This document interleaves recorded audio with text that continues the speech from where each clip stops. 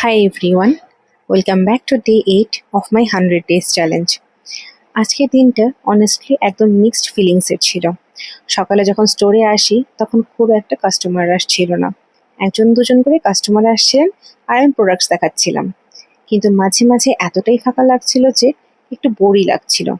তাই ভাবলাম চলো একটা টি ব্রেক হয়ে যাক। 1 কাপ নয় 2 কাপ চা খেয়ে নিজেকে একটু রিফ্রেশ করলাম। কিন্তু তারপরে শুরু হলো আসল স্টোরি। সামনে যেহেতু রথযাত্রা তাই হঠাৎ করেই ব্যাক টু ব্যাক কাস্টমার আসতে শুরু করলেন। দেখতে দেখতে পুরো স্টোর বিজি হয়ে গেল। সত্যি বলতে বসে থাকার সময়ই পাইনি। আজকে বেশ কয়েকজন কাস্টমার এসেছিলেন মেন্স কালেকশন দেখতে। আমরা যেহেতু এক্সপোর্ট সারপ্লাস ব্র্যান্ডেড কালেকশন নিয়ে কাজ করি তাই ওনাদের আমাদের বেস্ট টি শার্টগুলো দেখাচ্ছিলাম। আমাদের কাছে মোস্টলি ব্র্যান্ডেড প্রোডাক্টসই থাকে, লোকাল কোয়ালিটি নয়। তবে এক্সপোর্ট সারপ্লাস হওয়ায় ডিজাইনস লিমিটেড আর অ্যাসর্টেড হয়, তাই ভালো ডিজাইন পেলে সেটা সত্যিই স্পেশাল।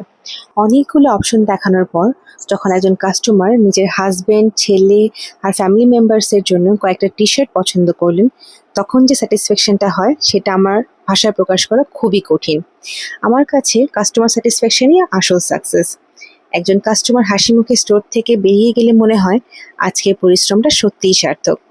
আজকে আরেকটা এক্সাইটিং কাজও শুরু করেছি আমরা একটা নতুন প্রোডাক্ট নিয়ে এক্সপেরিমেন্ট করছি। এখনো পুরো রেডি হয়নি, তাই এখনই রিভিল করছি না।